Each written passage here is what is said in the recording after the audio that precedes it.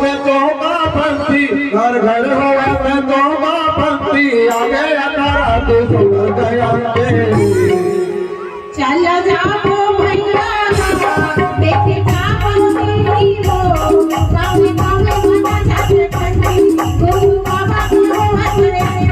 गाँव गाँव मना जाते पंथी गुरु बाबा को हसरे घर घर होवा में तो पंथी घर घर होवा में तो पंथी आगे तारा तू सुन गया चलो जाओ भैया